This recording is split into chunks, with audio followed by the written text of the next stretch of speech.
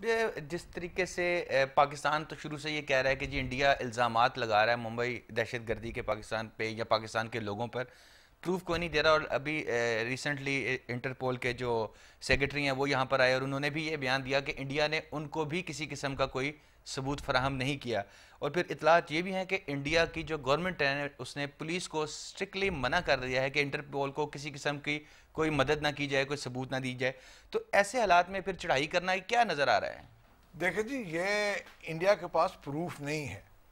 اگر انڈیا کہے کہ جی میرے پاس پروف ہے، ابھی ایک آدمی کا تو پروف نہیں ہو سکتا ہے. اتنا بڑا حملہ ہوا بامبے کے اوپر، تو اس کا مطلب ہے ان کے پاس پروف ہونا چاہیے. ان کو پتہ نہیں ہے. لشکر طیبہ کو تو وہ پہلے دن سے ہی وہ کہہ رہے ہیں کہ لشکر طیبہ انوالوڈ ہے.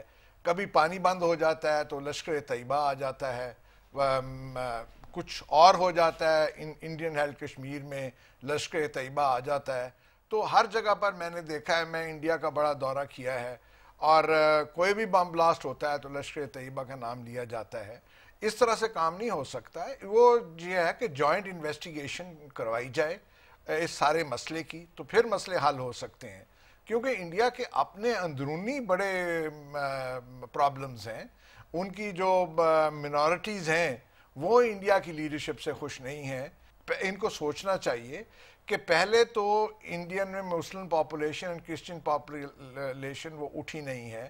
انسرجنسیز اباؤٹ 29 انسرجنسیز انڈیا میں چل رہی ہیں. تو آپ پہلے ان سب کی صفائی لیں، اس کے بعد آپ آگے چلیں. کیونکہ یہاں پر بڑا ضروری ہے کہ ٹو آئیڈینٹیفائی کہ کس نے کیا کیا. اینڈ پاکستان تو پہلے ہی ٹیررزم کا ڈاکٹر شکار صاحب، ہے. یہ کہا جا رہا ہے کہ جو بھارت سب باتیں کر رہا ہے یہ عوامی دباؤ کی وجہ سے کر رہا ہے. تو کیا آپ سمجھتی ہیں کہ عوام کا یہ دباؤ ہے کہ پاکستان کے ساتھ جنگ کی جائے؟ عام عوام کیسے چاہے گی کہ جن کا اپنے برے حالات ہیں وہ جنگ پہ جائیں؟ پھر دوسرا، اب میڈیا کی وجہ سے، ویسے گلوبلائزیشن کی وجہ سے ہم دیکھتے ہیں کہ لوگوں میں اب اویئرنیس آتی جا رہی ہے کہ جنگ جو ہے وہ کتنی بری چیز ہے. اور لوگوں کو اب یہ پتہ ہے کہ جو جنگ ہوگی وہ دونوں ملکوں کو کتنا پیچھے لے جائے گی. تو یہ ریئلائزیشن دونوں سائڈز پہ ہے. لیکن آپ یہ بھی دیکھیں کہ انڈیا میں بھی وہاں پہ کچھ سیاسی جماعتیں، کچھ عوامی طبقہ ضرور ایسا ہے جو فنڈامنٹلسٹ ہیں یا ایکسٹریمسٹ ہیں اپنے خیالات میں. تو وہ چاہتے ہیں کہ پاکستان کو سبق سکھایا جائے، یا یہ وہ لوگ ہیں کہ جب بھی کچھ انڈیا میں ہوتا ہے تو وہ ان کا اشارہ، انگلی جو ہے وہ ہمیشہ پاکستان کی طرف اٹھ جاتی ہے. تو یہ ان لوگوں کا ضرور کردار ہے جو حکومت کو پریشرائز کریں گے کہ جی پاکستان کو سبق سکھانا چاہیے یا لمیٹڈ اٹیک ہو. یہ جو ہو رہا ہے کیا ہم اس کو پاکستان کی سفارتی ناکامی بھی کہہ سکتے ہیں؟ دیکھیں، جو یونائٹڈ نیشنز میں ریزولوشن پاس ہوئی جس میں چین نے بھی سپورٹ کیا اور جماعت الدعوہ جو ہے وہ بین ہو گئی، ایک حیران کن سی بات تھی. کیونکہ ہم بڑا اس کو پراؤڈ سمجھتے تھے کہ جی چائنا جو ہے وہ ہمارا دوست ہے اور آل ٹائم فرینڈشپ ہے اس کے ساتھ، ویدر فرینڈشپ ہے. تو چائنا نے بھی ہمیں سپورٹ نہیں کیا. لیکن دوسری طرف سے اگر ہم دیکھیں تو چائنا اس معاملے پہ زیادہ کچھ کر بھی نہیں سکتا تھا. یہ ایشو اتنا سینسٹیو تھا کہ آپ دیکھیں کون سا ملک ہے جو سپورٹ کرے گا ٹیررزم کو اس وقت. یہ تو ایک عذاب ہے. ہر جو میرا خیال ہے انسان ہے یا اسٹیٹ ہے وہ اس کو کنڈیم کرتے ہیں. جماعت الدعوہ پہ اگر یہ الزام تھا کہ جی وہ ایسی ملیٹنٹ ٹیررسٹ ایکٹیویٹیز میں ہے تو کوئی بھی ملک اس کو سپورٹ نہ. بہرحال پاکستان نے اپنا سٹانس کیوں نہیں پیش کیا، پاکستان نے اپنا کیوں نہ بتایا. اس کے بعد یہ خبر بھی چلنا شروع ہوئی کہ جی پاکستانی حکومت جو ہے اس نے بھی چائنا کو کہا تھا کہ جی آپ اس ریزولوشن کو سپورٹ کریں. تو یہ میرے نظر میں یہ اب سفارتی جنگ ہے اور اس میں جو اچھا کھیلے گا وہی جیتے گا. اچھا جنرل صاحب، بات مین یہ ہے کہ دونوں ممالک جو ہیں، انڈیا ہے چاہے پاکستان ہے، تباہ کن ہتھیار ہیں، ان کے پاس ایٹمی قوتیں ہیں. تو ایسی میں جنگ کیا ہوگی؟ کیا یہ ایٹمی قوت کا استعمال کیا جا سکتا ہے؟ دیکھیں جی، عقل مند لوگ تو استعمال نہیں کریں گے.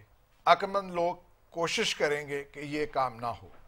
مگر اگر جنگ مسلط کی گئی اور اس قسم کے ٹارگٹ سامنے آئے تو پھر اس وقت کی جو کمانڈ ہے اس وقت فیصلہ کرنا ہوگا کہ کرنا کیا ہے. مگر آپ کو پتہ ہی ہے کہ ایٹمی جنگ کا، ہیروشیما کا اور ناگاساکی کا، میں نے مدراس میں لانگ مارچ میں حصہ لیا وہاں پر انڈیا میں، آج سے کوئی 6 سال پہلے.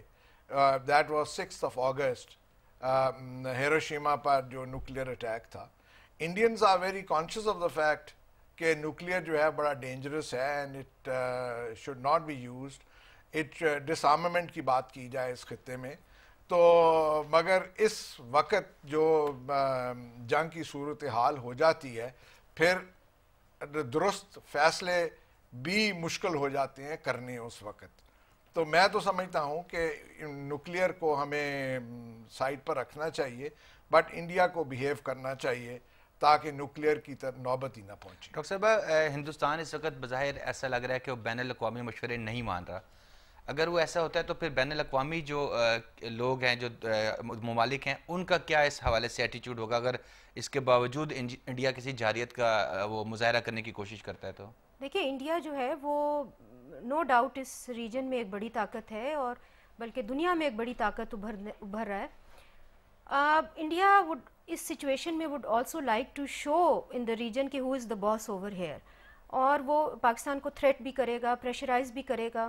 اور اگر آپ جو بحث چل رہی ہے کہ جی لمیٹڈ اٹیک ہوگا یا سرجیکل اٹیک ہوگا,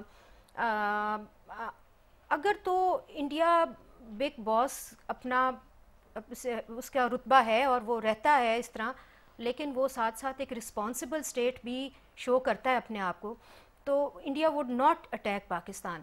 کیونکہ دیکھیں جنگ جب ہوتی ہے تو اس میں پھر جو سوچ سمجھ کے فیصلے نا وہ ایک سائڈ پہ ہو جاتے ہیں اور پھر جذبات اور یہ زیادہ چیزیں آگے آنا شروع ہو جاتی ہیں and you can do some thing which is very irresponsible.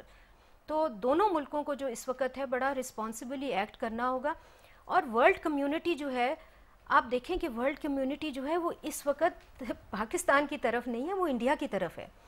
ان کی جو سمپتیز جو ہیں اور ان کے جو ہے وہ انڈیا کے طرف ہیں, کیونکہ وہ انڈیا ٹیررسٹ اٹیک جو ہے اس پہ ہوا ہے, بہت بڑا ہوا ہے جو بھی ہے.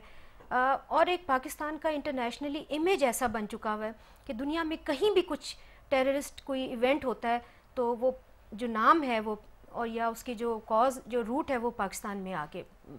اچھا جنرل صاحب, ہندوستان کی اور پاکستان کی فوجیں جو ہیں وہ آلموسٹ آمنے سامنے ہیں. وزیر اعظم یوسف رضا گیلانی کا ایک بیان آیا ہے, ان کا یہ کہنا ہے کہ انڈیا کسی بھی وقت ایڈونچر کر سکتا ہے.